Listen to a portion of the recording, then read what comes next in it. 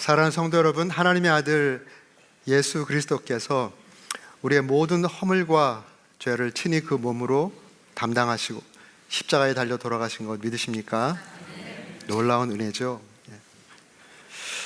십자가에 달려 돌아가신 주님께서 성경의 예언대로, 당신이 말씀하신 대로 3일 만에 부활하신 이 역사적인 사실을 믿으십니까? 아멘. 부활하신 주님이 우리 눈에 보이지 않지만 지금도 살아계셔서 역사의 주권자이시고 또 성경에 기록된 대로 산자와 죽은 자의 주가 되시는 것, 주인이신 것을 믿습니까? 아멘. 우리는 이 믿음으로 내가 내 인생의 주인 되어 살았던 그 삶이 죄의 근본이요 뿌리라는 것을 깨닫고 그것을 회개하고 예수님을 구세주와 나의 주인으로 주님으로 모셔드려 구원받은 하나님의 백성들입니다. 우리는 그 감격으로 하나님께 예배드리고 있는데요, 혹시 이 자리 예배드리는 분 가운데 혹시라도 예수님에 대해서 알고 예배도 드리지만 예수님을 구세주와 주님으로 마음으로 영접하지 못한 분이 혹시라도 계시다면 꼭 영접하셔서 온전한 구원의 자리에 다 나아가실 수 있기를 부탁을 드리며 축복합니다. 아멘. 기도하겠습니다. 살아계신 하나님 아버지, 감사합니다. 허물과 죄로 이미 죽었던 저희들을 우리 하나님 긍휼히 여겨주시고 사랑해 주시고 택하여 주셔서 하나님의 자녀 삼아 주신 것 다시 한번 감사드립니다.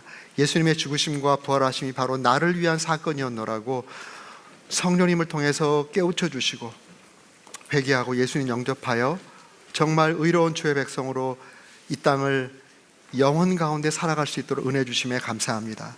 혹시라도 이 자리에 아직 그 예수님과 인격적인 관계가 형성되지 못한 분이 계시다면 하나님, 우리 주님께서 정말 사랑하시는 그 영혼 문 앞에서, 마음의 문 앞에서 마음의 문을 두드리며 또 구원하기를 원하시는 하나님의 그 사랑의 음성을 듣고 마음의 문을 열고 예수님을 영접하는 그 놀라운 축복을 조만간 허락하여 주시옵소서. 이 예배 시간 가운데라도 허락하여 주시옵소서. 오늘도 부족한 종을 단에 세우시고 주의 말씀을 수종들게 하십니다. 주여, 이 말씀이 선포될 때 전하는 자나 또 말씀을 받는 자나 하나님 앞에 단독으로 서게 하시고 하나님의 세미한 음성을 듣는 은혜로운 시간 될 수 있도록 역사해 주시옵소서.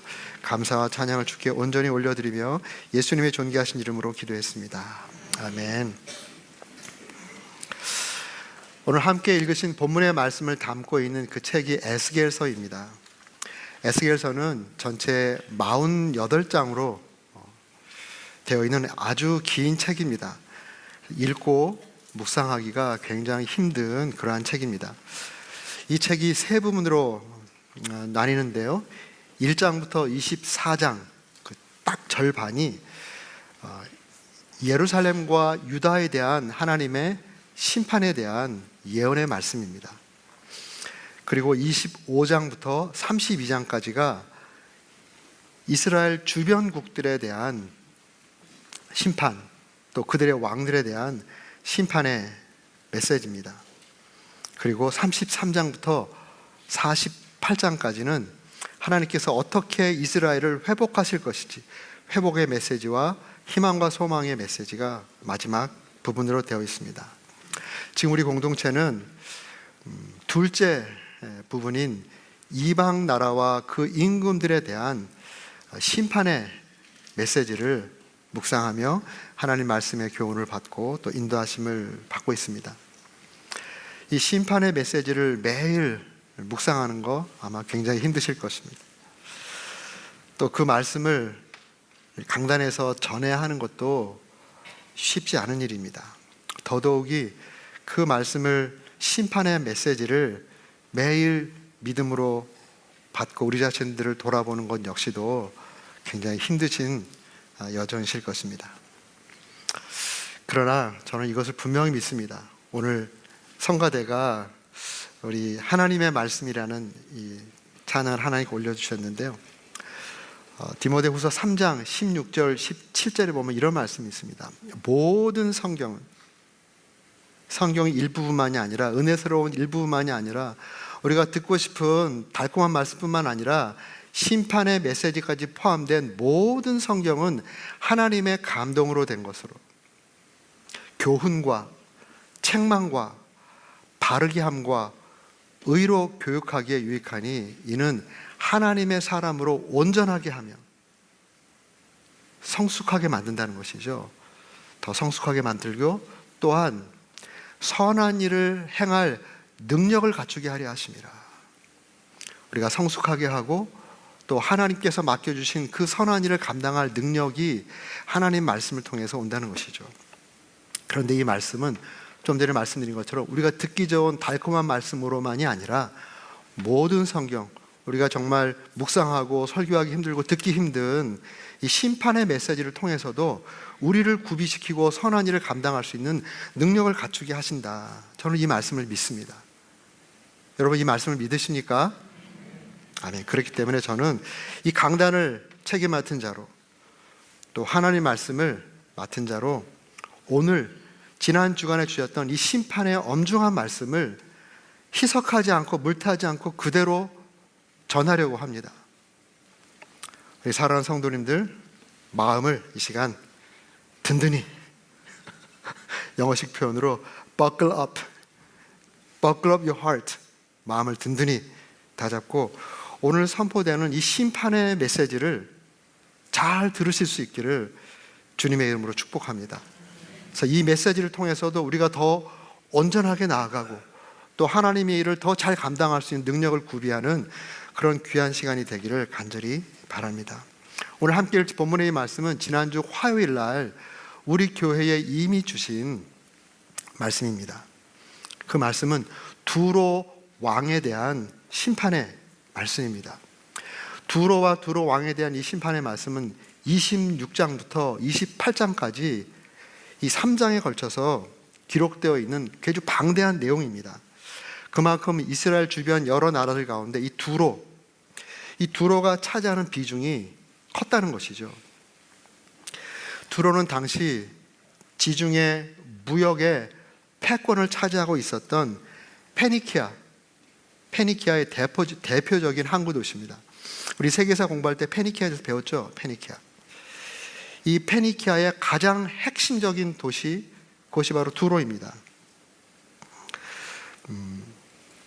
이 두로, 그 당시에는 이 페니키아 있을 때 뭐 한 나라가 된 것이 아니라 도시 국가들이 모여서 페니키아 문명을 이루었는데요. 이 두로와 두로 왕, 이 두로는 아주 대단한 조선 기술을 갖고 있었습니다. 선박을 잘 만드는 그 세계적인 기술을 가지고 있었고 또 그 탁월한 선박으로 항해를 하는 세계적인 기술을 가지고 있었습니다. 그래서 이 두로라고 하는 이 항구 도시는 그 당시 세계 무역의 중심지였습니다. 페니키아라고 하는 이 단어가 헬라에서 왔거든요. 그리스 말에서 온 것입니다. 이 페니키아라고 하는 이 단어의 원래 뜻은 자주색의 땅, 이런 뜻입니다. 자주색, purple, 이 자주색의 땅이다 라는 그런 의미입니다. 성경에서는 이 페니키아를 베니게라고 하죠. 베니게와 구브로까지 이르러라고 했을 때 이 베니게가 바로 세계사에서 말하는 페니키아입니다. 왜 자주색의 땅이라고 이렇게 이름을 지었냐고 하면 이 두로와 시돈 그 앞바다에, 지중해주 그 앞바다에 바다 고둥, 옛날에 고동이라고 말했는데 고둥, 표준말이 고둥이라고 그러더라고요. 바다 고둥, 소라 고둥, 이 바다 고둥이 많이 있었는데요. 그 바다 고둥의 껍데기, 이 껍데기를 으깨면 아주 최고의 세계적인 그 보라색 그 염료가 나왔다고 합니다. 그래서 최상급의 보라색 염료가 나와서 그것으로 왕들이나 귀족들이 입는 최고급의 옷감을 바로 거기서 제작을 한 것입니다. 그리고 더 나아가서 우리 성경에서 보듯이 두로왕 하람이 솔로몬이 성전을 건축할 때 백향목을 공급해 주잖아요. 세계적인 가장 좋은 건축 자재 백향목이 지을비에 있는 땅입니다. 그런 것을 통해서도 아주 부가 계속 모여들죠. 그리고 전 세계의 금, 은, 향료들이 무역을 하면서 이 두로에 모여들었다가 또 전 세계로 흩어지는 그러한 곳이었습니다. 그래서 두로를 어떻게 별명 짓냐면 세계의 명품 전시장이었다, 이렇게 이야기할 정도입니다. 그 두로에 막강한 부가 쌓이고 또 두로의 사람들이 부를 누리고 이 부가 그 주변 나라에 큰 영향력이 되었습니다. 그러한 두로를 향해서 하나님이 심판을 예언하신 것입니다. 내가 그 두로 땅을 심판할 것이다. 두로 사람들을 심판할 것이다 라고 예언의 말씀을 하는 것입니다. 하나님께서 왜 두로 사람과 두로 땅을 심판하시겠다 말씀하셨습니까? 그들의 교만 때문입니다. 그들의 교만. 부 자체는 문제가 아니고 부 자체가 죄는 아니죠. 그런데 부가 쌓이면서 그들의 마음이 교만해져 버렸습니다. 그들의 부가 그들의 마음을 교만의 자리로 옮겨버린 것입니다. 어느 정도냐면요, 오늘 함께 읽으신 본문 말씀 속에 28장 2절에 보면 하나님께서 두로 왕에 대해서 말씀하실 때 여호와께서 이같이 말씀하실 때 내 마음이 교만하여, 내 마음이 지금 교만해졌구나. 말하기를 나는 신이라. 내가 신이라고 이렇게 말하는 정도까지 그 마음이 교만해져 버린 것입니다. 내가 하나님의 자리 곧 바다 가운데 앉아있다. 하나님께서 통치하시는 그 자리에 내가 앉아있다. 내가 신이다라고 이렇게 말할 정도로 그들의 마음이 교만해져 버린 것입니다. 그때 하나님께서 그 교만한 마음을 부서뜨리겠다라고 말씀한 것이죠. 또 실제로 26장에 보면 예루살렘이 완전히 함락되었을 때 그들이 물질을 얼마나 탐욕적으로 원했냐면, 예루살렘이 무너졌으니까 이제 그 모든 물질과 그 권력이 다 우리에게 오겠구나 하면서 기뻐했습니다. 그 탐욕과 탐욕에 근거한 그 교만을 하나님께서 가만히 둘 수가 없었던 것이죠. 그래서 하나님께서 이렇게 그들을 심판할 것을 예언하십니다. 6절 말씀에 그러므로 주 여호와께서 이같이 말씀하셨느니라. 내 마음이 하나님의 마음 같은 채 하였으니. 마음이 하나님 같은 마음으로 이렇게 마음을 가졌으니 그런즉 내가 이방인 곧 여러 나라의 강포한 자를 거느리고 와서, 바벨론을 말하는 것입니다, 너를 치리니 그들이 칼을 빼어 내 지혜의 아름다운 것을 치며 내 영화를 더럽히며 또 너를 구덩이에 빠뜨려서 너를 바다 가운데서 죽임을 당한 자의 죽음같이 바다 가운데서 죽게 할지라. 내가 바다 가운데 자기의 보좌를 편다 라고 이렇게 교만스러운 말을 했는데 그 바다가 바로 너의 무덤이 될 것이다, 이렇게 말하는 것입니다. 내가 너를 죽이는 자 앞에서도 내가 하나님이라고 말하겠느냐? 너를 치는 자 앞에서도 앞에서 사람일 뿐이요 신이 아니라. 이렇게 하나님께서 그들을 심판할 것을 말씀하십니다. 이건 예언의 말씀이죠. 역사 가운데 어떻게 됐나요? 하나님께서 예언하신 대로 두로를 완전히 심판하셨습니다. 바벨론이 진짜 두로를 침공했습니다. 물론 바벨론의 입장에서는 이제 신흥 패권국으로서 이스라엘을 무너뜨렸으니까 바로 옆에 있는 두로를 무너뜨리면 그 두로에 많이 전리품을 얻게 될 것이고 그들의 영토를 확장하니까 그 군사적이고 경제적이고 외교적인 문제로 침공을 한 것입니다. 그들은 그렇게 침공했지만 하나님이 역사를 주관하신 하나님이 그렇게 하게 하신 거라고 성경은 말씀한 것입니다. 미리 하나님께서 심판을 예언하시고 또 세상 사람들은 자기의 어떤 이익에 따라서 공격을 했는데 결국은 하나님의 뜻대로 역사가 운행되어 가는 것이죠. 바벨론 왕이, 느부갓네살 왕이 쳐들어와서 13년 동안이나 이 두로를 철저하게 부서뜨립니다. 그런데 두로가 해안에 있는 이 도시가 있고 또 그 약 한 800m 앞에 이 섬이 있는데 이게 전체가 두로였습니다. 그래서 이 해안에 있는 이 해안 도시를 13년 동안 철저하게 부숴버렸습니다. 그리고 한 300년 정도 후에 알렉산더가 또 일어나서 그리스가 전체를 패권을 잡잖아요. 그때 BC 332년도에 아주 유명한 전투를 합니다. 알렉산더가 쳐들어와서 그 섬에 남아있는 두로의 마지막 세력들을 완전히 부숴버립니다. 어떻게 부숴버리냐면 이 해양 도시에서 부서뜨린 이 건물의 잔해들, 이러한 것들로 이게 뭐죠? 이 제방을 쌓아버린 것입니다. 거의 800m에 달하는 제방을 쌓아버려요. 그래서 이 섬이 육지와 연결되게 합니다. 그리고 쳐들어가서 나머지 섬에 있는 것까지 완전히 다 폐허를 만들어 버립니다.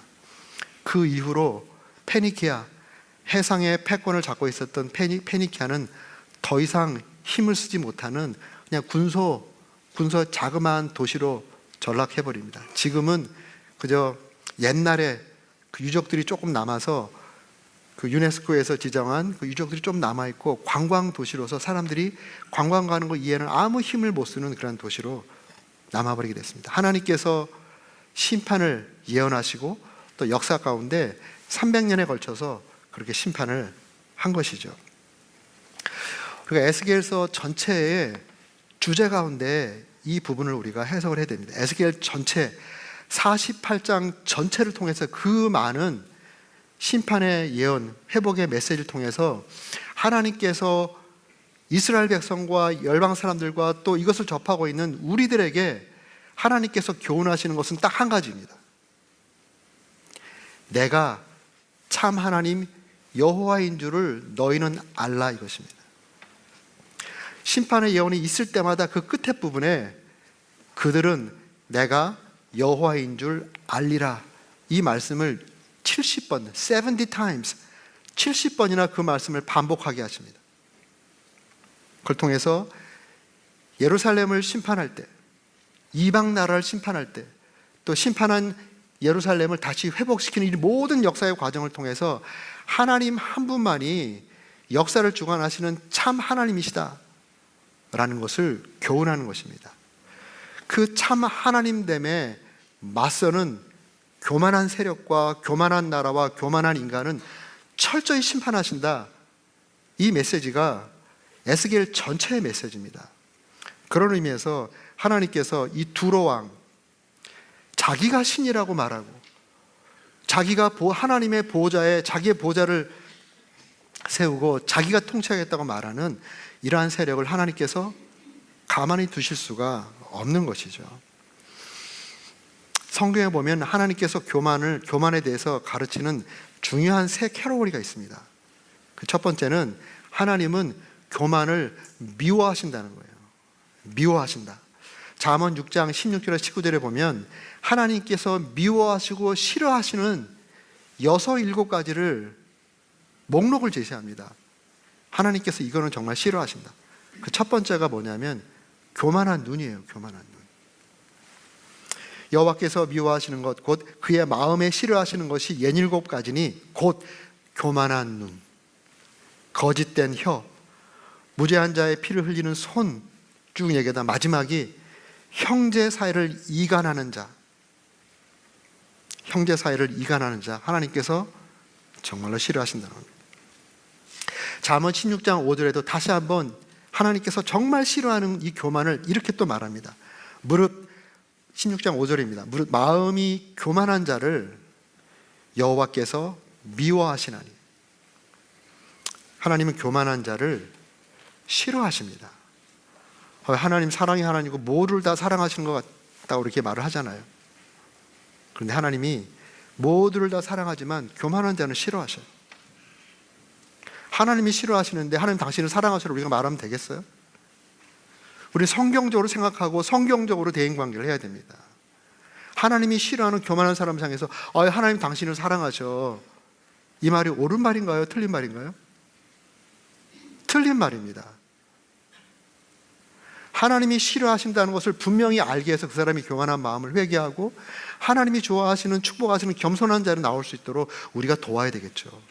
근데 교만한 마음을 강화시키고 있어요. 하나님이 당신도 사랑하셔, 교만한데. 이거 우리가 정말로 잘못하고 있는 겁니다. 두 번째 교만한 자 하나님 말씀하시는 것이 교만한 자를 대적하신다 말씀합니다. 그냥 싫어하는 정도로 말씀하는 끝나는 것이 아니라 교만한 자가 내가 대항해 싸우겠다 이렇게 말씀하셔요. 유명한 말씀이 야고보서 4장 6절 후반부입니다. 하나님이 교만한 자를 물리치시고 겸손한 자에게는 은혜를 주신다 이렇게 말씀하십니다. 교만한 자를 물리치신다. 이 물리친다는 단어가 굉장히 강력한 단어입니다. 이거 군사 용어예요. 안티 타소마이 이런 단어입니다. 안티는 어게인스트잖아요. 안티 타소마이, 대항해 싸운다 이런 뜻입니다. 대항해 싸운다. 하나님께서 교만한 자를 대항해서 싸우신다는 거예요. 싫어하는 정도가 아니라 대항해서 싸워서 무너뜨려 버린다, 이런 말씀을 하는 것입니다. 한 곳에만 말하는 것이 아니라 베드로전서 5장 5절 말씀에 이렇게 말합니다. 젊은 자들아 이와 같이 장로들에게 순종하고 다 서로 겸손으로 허리를 동이라. 이 말씀을 젊은 사람들이 들을 때는 무조건 장로님들한테 다 순종하라는 말이야, 그래서 거부감을 갖는 사람도 있어요. 그런데 우리 장로님들한테 우리가 순복하고 또 겸손하게 대해야 되는 그것이 크리스찬의 에틱입니다. 그런데 연장자들, 장로된 자들이 그러니까 저들은 나한테 순종하고 나는 저들에게 교만하게 돼야 되는가? 절대로 아닙니다. 성경이 이렇게 말합니다. 젊은 자들 이와 같이 장로들에게 순복하고 다 서로 겸손으로 허리를 동이라, 이렇게 말합니다.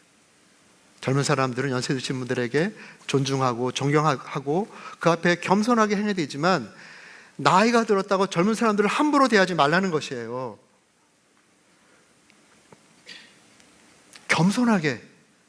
겸손하게 대해야 된다는 것입니다.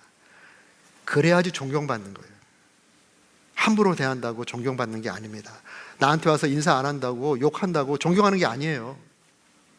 젊은 사람들을 더 존경해주고 겸손하게 그들을 세워줄 때 그 젊은 사람이 자연스럽게 존경하게 되는 것입니다. 우리 교회는 서로가 겸손히 대하는 그런 은혜가 있기를 축복합니다.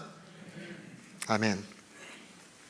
특별히 우리 교회는 연세 드신 분들과 젊은 사람들이 함께 공동체를 이루고 있는 그런 공동체이기 때문에 이 말씀이 너무나도 중요해요. 정말 중요합니다. 그런데 서로 겸손하라 하신 다음에 무슨 말씀이에요? 하나님은 교만한 자를 대적하시되 겸손한 자에게 은혜를 더하신다. 여기 교만한 자는 젊은 사람들이 연세 드신 분에게 교만하게 구는 것뿐만 아니라 연세 드신 분들이 젊은 사람들에게 교만하게 구는 것도 포함되는 것이에요. 하나님이 대적해버린 인생이 된다는 것입니다. 그래서 정말 조심해야 돼요. 서로가 조심해야 됩니다. 우리가 이 말씀 좋아하잖아요. 일에 대하여 우리가 무슨 말씀하리요? 하나님이 우리를 위하시면 누가 우리를 대적하리요? 로마서에 있는 이 말씀을 우리가 좋아하죠.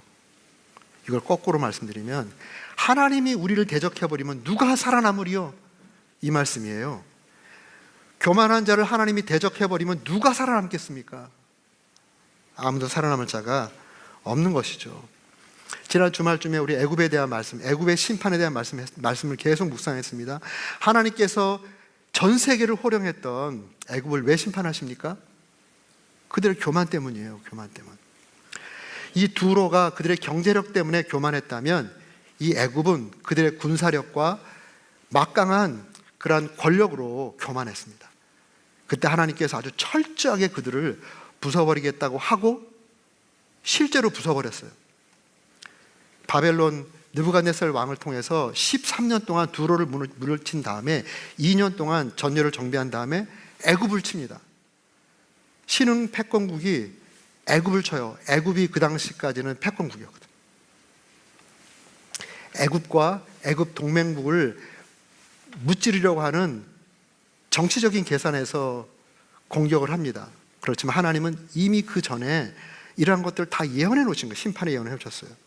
근데 실제로 전쟁에서 바벨론이 애굽을 완전히 무너뜨려 버립니다. 그때 완전히 무너뜨린 이후에 애굽의 패권은 끝났습니다. 인류 역사 가운데 끝나버렸어요. 하나님께서 예언하신 그대로예요. 에스겔서 29장 15절 하반부에 보면 그들을 낮은 나라가 되게 하리니, 애굽을 말하는 것입니다. 그들을 낮은 나라가 되게 하리니 다시는 여러 나라 위에 스스로 높이지 못하리라. 그 전까지는 패권국이었거든요. 하나님께서 이 심판하신 그 이후에는 애굽이 다시는 패권국의 자리에 지금까지도 한 번도 못 가고, 오히려 성지순례 가보시면 아랍의 주변 사람들이 이 애굽 사람들을 얼마나 무시하는지 모릅니다. 정말로 못 살고 힘이 없어요. 무시해요, 무시당하는 민족이 되어버렸습니다. 우리가 이집트 생각하면 피라미드가 있고 저 룩소르에 어마어마한 신전들이 남아있잖아요. 그건 다 과거의 영광입니다. 교만하니까 하나님이 한번 쳐버리시니까 역사 가운데 힘을 못 펴는 그런 민족이 되어버린 것이죠. 세 번째로 교만에 대해서 하나님께서 말씀하시는 것이 있어요. 그것은 교만한 자하고 놀지 말아라 이겁니다. 교만한 자 근처에도 가지 말아라. 우리 연약함을 하나님 너무나 잘 아시기 때문에 교만한 자 근처에 가지 말아라 이렇게 말하는 것입니다. 잠언 22장 24절 25절을 보면 노를 품는 자와 사귀지 말며 울분한 자와 동행하지 말지니 그의 행위를 본받아서 내 영혼을 올무에 빠뜨릴까 두려움이니라 이렇게 말씀합니다. 아니 노를 품는 자, 울분하는 자 이것이 교만한 자와 어떻게 연결이 됩니까?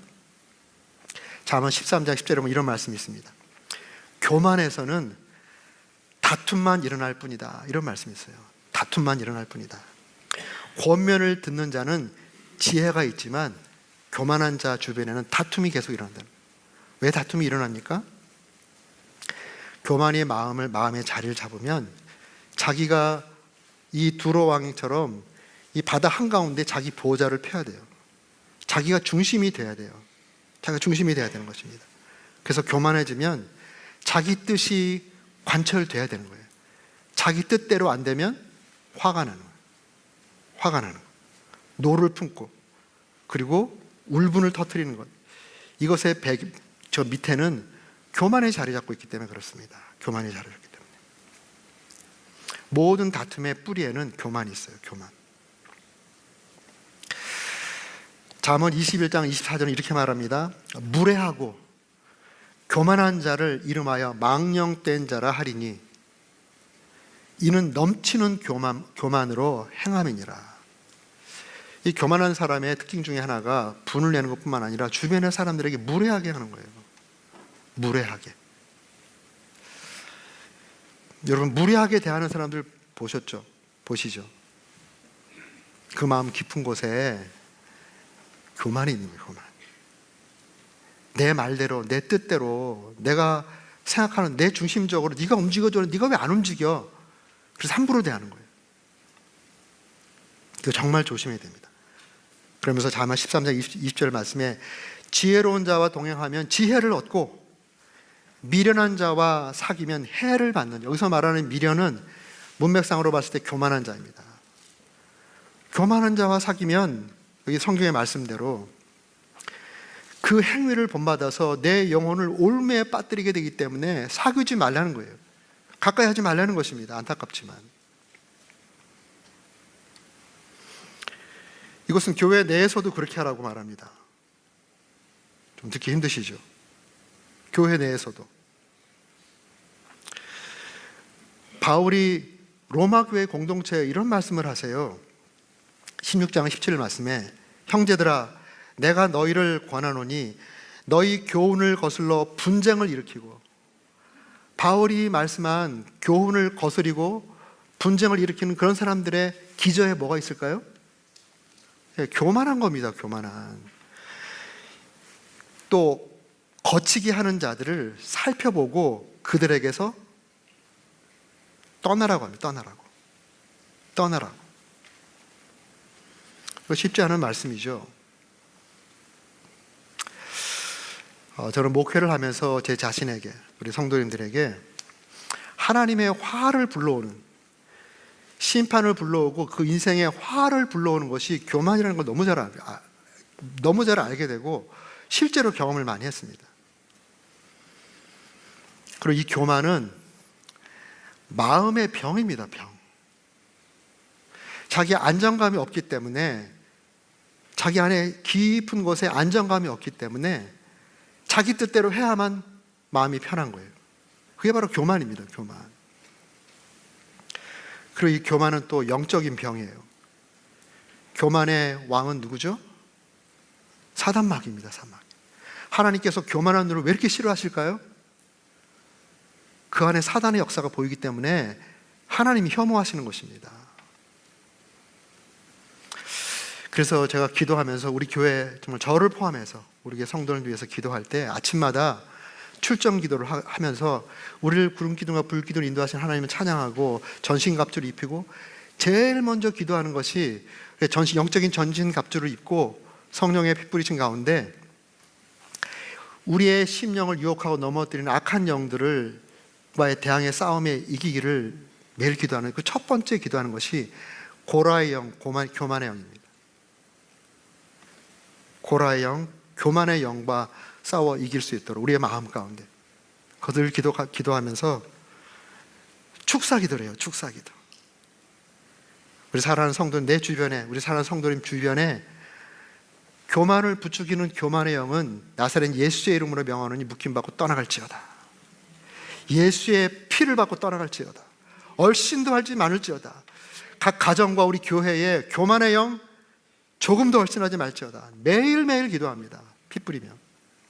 왜냐하면 이 교만의 이 피해가 너무나도 크기 때문에. 멀쩡하던 사람이 교만의 영이 딱 들어가면 이상하게 행동해요. 앞이 뻔히 보이는데 그 길을 가요. 몰라요, 그거를. 때로는 교만의 영, 기본적으로 마음이 교만한 사람의 교만의 영이 잘 역사하거든요. 기본적으로 마음이 교만한 사람이 교만의 영이 아주 하수인으로 쓰기에 정말 쉬워요. 조금만 교만의 마음을 탁 건드리면 금방 자기 하수인이 돼버리거든요. 마음이 겸손한 사람은 사단도 어떻게 잘 못해요. 근데 교만한 사람은 교만의 대장인 사단이 너무나도 쉽게 그를 사용을 하는데요. 뻔히 보이고 하나님께서 그 교만을 다스리기 위해서 이렇게 말씀으로 또 상황으로 하시면 불구하고 깨닫지를 못하는 거예요. 정말 이거는 어떤 지적인 문제가 아니라 영적인 문제구나. 그 사람이 IQ가 낮아서가 아니에요. 깨닫지를 못하더라고요. 내가 교만 때문에 이 어려움을 당하고 있구나 이런 걸 깨닫지를 못해요. 그래서 정말 우리가 오늘 이 계속 지난주 내내 말씀하셨던 교만을 대적하시는 하나님, 그 하나님 오늘 이 말씀 가운데 하나님께서 선포하게 하셨는데 우리가 정말 교만이 이렇게 무서운 거구나. 하나님께서 싫어하시는 정도가 아니라 이 교만을 대항해서 교만한 사람들과 전쟁을 벌이시는구나. 하나님과 전쟁을 벌일 인생이 그 평안하겠습니까? 복이 있겠어요? 항상 어려움이죠. 그러한 일이 없기를 간절히 바라는 마음으로 기도하고 이 말씀을 이제 나누게 되었는데요. 여러분 교만하지 않기를 주의 이름으로 축복합니다. 교만의 반대는 겸손이죠. 정말 하나님 앞에, 지체들 앞에, 공동체 앞에 우리는 겸손한 영으로 살아야 됩니다. 자, 그렇다면 좀 더 구체적으로 우리 교만하지 않기를 우리 다 아는데 그러면 교만이 하나님께서 지적하신 이 두로 왕이 지적하신 교만이 뭔가라는 걸 좀 살펴보면 내가 지금 말로는 내가 겸손합니다라고 말하지만 내가 정말 교만한 상태에 있는지를 체크할 수가 있어요. 정말 중요한 말씀입니다. 한번 보겠습니다. 첫 번째로 하나님께서 이 두로 왕의 교만을 지적하시고 이렇게 말합니다. 2절 말씀에 주 여호와께서 이같이 말씀하시되 내 마음이 교만하여, 그래서 교만이 무언가를 그 다음에 말합니다. 마지막에도 5절 말씀에 내 큰 지혜와 내 무역으로 재물을 더하고 그 재물로 말미암아 내 마음이 교만하였느니라. 교만으로 시작해서 교만으로 마무리하는 그 가운데 교만이 무엇인가를 하나님께서 분명히 지적해 줍니다. 그 첫 번째는 내 마음이 교만하여 말하기를 나는 신이라.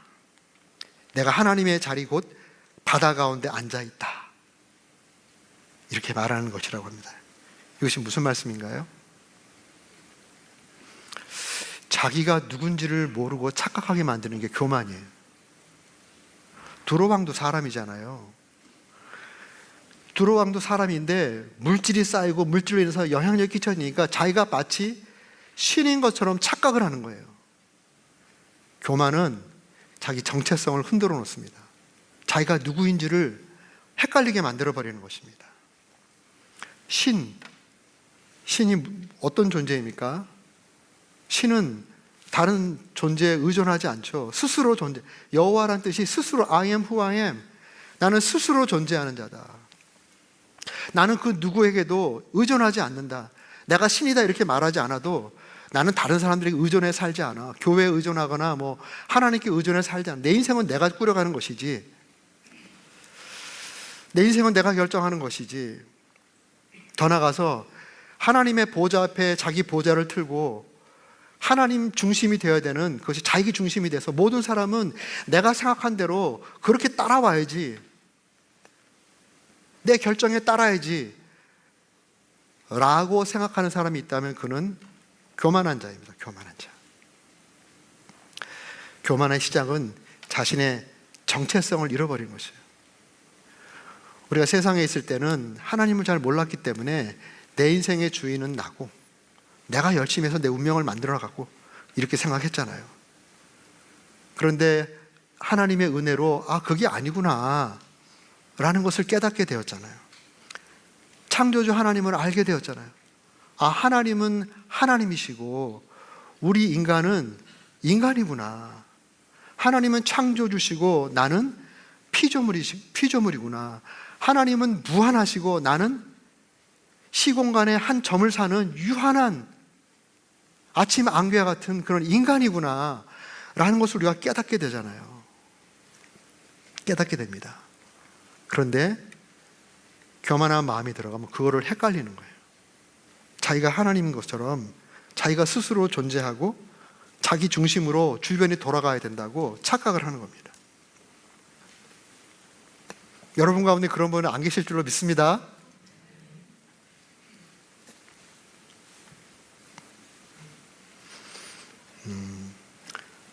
저와 여러분은 거듭난 그리스도인입니다. 거듭난 그리스도인. Born again Christian.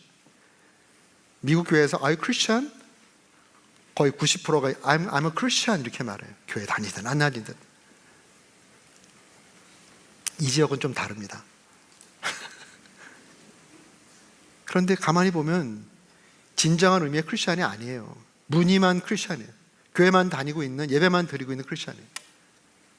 그래서 나온 말이 Are you born again Christian? 당신은 정말 거듭난 그리스도인입니까? 왜냐하면 자기가 아무리 크리스찬이라고 해도 born again 하지 않으면 하나님 나라에 들어갈 수 없어요. born again 하지 않으면 하나님 나라에 들어갈 수 없어요. 이건 제 말이 아니라 성경 예수님 말씀입니다. 내가 어떻게 해야 하나님 나라에 들어갈 수 있겠습니까? 니고데모가 물으니까 주님께서 말씀하시잖아요.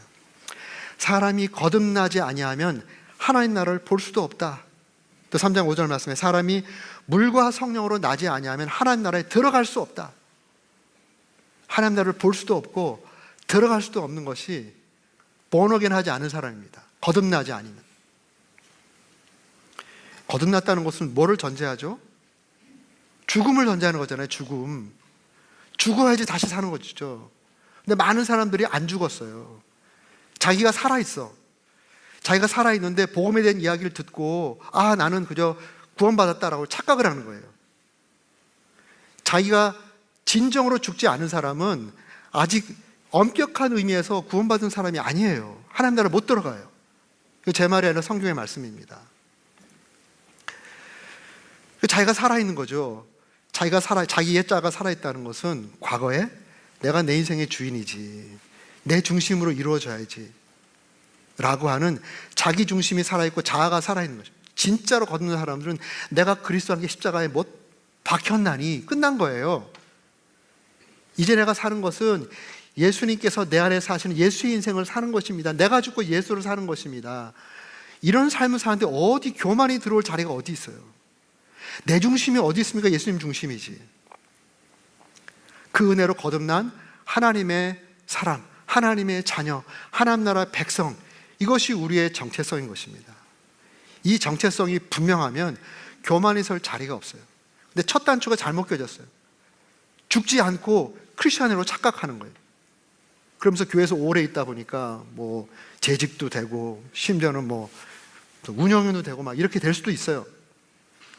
그된 상태에서 살아있는 자기가 자기 중심으로 자기 뜻대로 하려고 하는 이러한 모습들이 자꾸 드러나는 것입니다. 이거 하나님 좋아하지 않습니다. 우리 교회는 이걸 잘 분별하고 저도 잘 분별해야 되고 우리 서로가 잘 분별해서 우리의 정체성이 흔들리지 않도록, 그래서 한 사람도 교만의 자리로 나가지 않도록 수 있기를 주의 이름으로 축복합니다. 아멘. 두 번째로, 교만이 무엇일까? 교만은 자기가 가장 지혜롭다고 착각하는 거예요. 자기가 가장 지혜롭다고 착각하는 것입니다. 3절 말씀에 의하면 이렇게 말합니다. 내가 다니엘보다 지혜로워서 은밀한 것을 깨닫지 못할 것이 없다. 이거 두로 왕이 혼자 마음으로 생각하고 있는 것을 하나님께서 그게 바로 교만이야 라고 지적해 주시는 거거든요. 내가 다니엘처럼 지혜로워서 은밀한 것까지 깨닫지 못하는 것이 없다라고 스스로 생각하는 거예요. 나는 항상 지혜롭고 나는 항상 옳다라고 착각하는 것이죠. 자기 지혜를 절대화하는 것입니다. 그래서 자기가 틀렸다고 판단되는 그 상황을 견뎌하지 못하는 것이죠. 잠언 26장 12절에 이렇게 말합니다. 성경은 내가 스스로 지혜롭게 여기는 자를 보느냐? 나는 지혜로워 스스로 지혜롭다 여기는 자를 보느냐? 그보다 미련한 자에게 오히려 바랄 것이 있느니라 이렇게 말합니다. 자기를 지혜롭다고 생각하는 사람은 미련한 사람보다 더 희망이 없다는 것입니다. 이게 잠언의 말씀이에요. 자기가 스스로 지혜롭다라고 생각하는 사람은 나는 어리석다라고 생각하는 사람보다 더 희망이 없다는 것입니다. 여호와를 경외하고 또 여호와를 경외하는 것이 모든 지혜의 근본이고 지식의 근본이라고 성경 우리에게 아주 정확하게 여러 번 말씀하잖아요. 그래서 우리는 우리 스스로가 지혜롭다라고 생각하지 않고 내가 어떤 것이 옳다라고 생각했어도 언제든지 틀릴 수 있다. 우리 교회에서 하나님의 뜻을 결정할 때 우리가 기도하고 뭔가를 투표를 하잖아요. 그러면 기도하고 이것이 하나님 뜻인 거다 같다라고 투표를 하잖아요. 근데 안 됐어요. 다른 사람의 투가 더 많이 나와서 하나님 뜻으로 결정이 됐어요. 그럼 반대 투표한 사람은 어떻게 생각해야 될까요? 내가 틀렸구나. 내가 잘못 분별했구나. 라는 것을 겸손히 인정하고 다음부터는 잘 결정할 수 있게끔 바른 지혜를 주도록 하나님 은혜를 베풀어 주세요. 이렇게 해야 되잖아요. 근데 교만한 사람은 그렇게 안 해요. 다른 사람이 다 틀렸어. 하나님 뜻이 아니야. 자기가 막 생각했던 것이 하나님의 뜻이라고 자기가 옳다라고 끝까지 주장해요. 안 그럴 것 같죠? 그런 사람들이 많습니다. 겉으로 말은 안 해도 속으로 생각하고 있어요. 지금 교회가 지금 잘못 가고 있지. 정말로 교만한 겁니다. 철학 박사, PhD 받는 사람들 보면 이렇게 얘기해요. 거의 10년, 7년 열심히 공부해서 어느 한 분야를 열심히 연구해가지고 철학 박사 학위를 받았어요. 제대로 공부하고 학위를 받은 사람은 야, 내가 모든 걸 다 안다 이렇게 얘기 안 해요. 내가 이 좁은 분야의 하나를 공부해가지고 더 연구할 수 있는 라이선스를 받았구나. 내가 안 거는 내가 모르는 게 너무 많다는 것을 알게 됐다. 이게 진짜 많이 공부한 사람의 고백입니다. 왜 사람이 교만해지냐면 하나밖에 모르기 때문에, 그거밖에 모르기 때문에 교만한 거예요. 이거밖에 모르니까 이것이 전제인 줄 알고 다른 거 얘기하면 다 틀린 거예요, 그 사람에게는. 미련함의 표현입니다. 이 교만한 사람은 그래서 unteachable해요. unteachable. 가르치려고 해도 배워지지가 않는 거예요. 교만한 사람의 특징이 귀가 막힙니다. 귀가 막혀서 다른 사람의 조언이 들리지가 않아요. 교회에서 설교를 그렇게 많이 들어도 교만한 사람은 그 자리에 빙빙빙빙 맴돌고 있어요. 본인은 뭐 대단한 사람이지, 교회 10년, 20년, 30년 다르게 말하지만 영적으로는 그 자리에 빙빙빙 돌고 있어요. 왜냐하면 귀가 막혀서 영으로 듣지를 못하기 때문에 그렇습니다. 교만한 사람의 특징입니다. 그래서 정말 우리 하나님 앞에서 정말 겸손하게, 하나님 말씀 앞에 겸손하게, 내가 지금 생각하고 하는 것이 언제든지 틀릴 수 있다 라는 것을 인정하고 그리고 하나님 앞에 겸손하게 말씀의 인도하심을 받는 그러한 삶을 사는 것이 안전합니다. 아멘? 한번 서로에게 말해. 나도 틀릴 수 있다. 나도 틀릴 수 있다. 사람들이 그런 생각 잘 안 해요. 내 지식이 온전하지 않고 나도 틀릴 수 있다. 이 겸손 앞에 살아갈 때 그 사람은 계속 성장이 있습니다. 그런데 내가 옳다라고 생각하면 그것을 끝이에요. 그 수준으로 끝나고 있습니다. 자, 세 번째로 정말 하나님께서 싫어하시고 대적하신 이 무서운 교만이 무엇인가? 세 번째는 자기의 지금의 성취가 자기의 능력의 결과라고 착각하는 거예요. 그 성취가 물질이든 지식이든 어떤 자리이든 파워든 자기 능력의, 자기 노력의 결과라고 착각하는 것. 이것이 세 번째 교만입니다. 지금 하나님께서 그걸 지적하고 있어요. 4절 말씀에 내 지혜와 총명으로 재물을 얻었으며, 지금 그가 생각하고 있는 것을 말씀하고, 지혜와 총명으로 재물을 얻었으며 금과 은을 곳간에 저축하였으며 내 큰 지혜와 무역으로 재물을 더하고 그 재물로 말미암아 내 마음이 교만해졌도다. 지금 이 두로에 쌓인 이 무수히 많은 이 재물이 내 지혜, 내 능력, 내 외교력, 내 항해술로 나에게 지금 쌓여진 것이다 라고 착각하고 있는데, 그것이 바로 교만이야 라고 하나님께 지금 말씀하는 것입니다.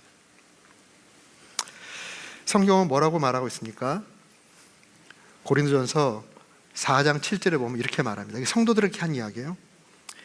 내게 있는 것 중에, 세상 사람들이 이거 인정하지 않을 거예요. 자기 노력으로 여기까지 왔다고 그래서 자기 거라 주장하고 그것으로 우쭐할지 몰라도 믿음의 사람들, 교회하는 사람들은 이렇게 생각하는 것입니다. 내게 있는 것 중에 받지 아니한 것이 무엇이냐라고 묻는 것입니다. 지금 너에게 있는 것 중에 하나님께로부터 받지 아니한 것이 무엇이냐? 내가 받았은즉 어찌하여 받지 아니한 것 같이 자랑하느냐? 물어보는 것입니다. 하나님.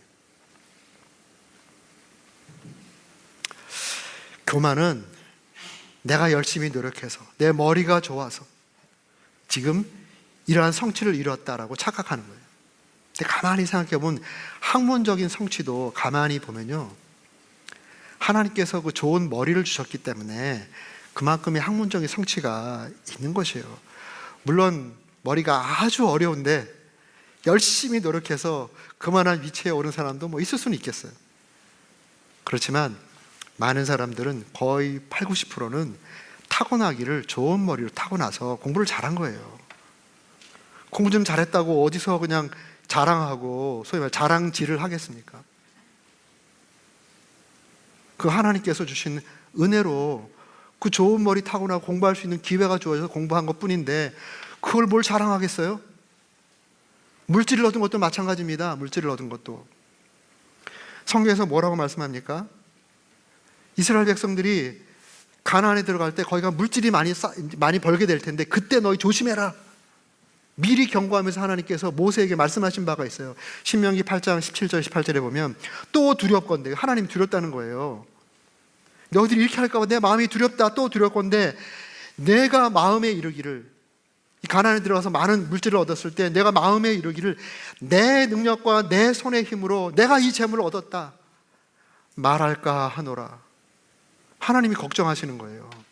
인간이 그렇게 부족합니다. 그래서 그 다음에 하신 말씀이 내 하나님 여호와를 기억하라. 그가 내게 재물 얻을 능력을 주셨음이라. 하나님께서 우리에게 재물 얻을 능력을 주셨기 때문에 그 재물이 우리에게 있는 것이지 내 능력으로 내 지혜로 얻은 것이 아니니까 조심하라는 것이죠. 왜냐하면 그렇게 하는 순간 그 마음이 교만의 마음으로 떨어져 버리기 때문에 사단이 이용하기가 쉽다는 거예요. 하나님께서 그 마음을 부수기 위해서 그 삶 가운데 어떤 심판을 내릴지 모른다는 것입니다.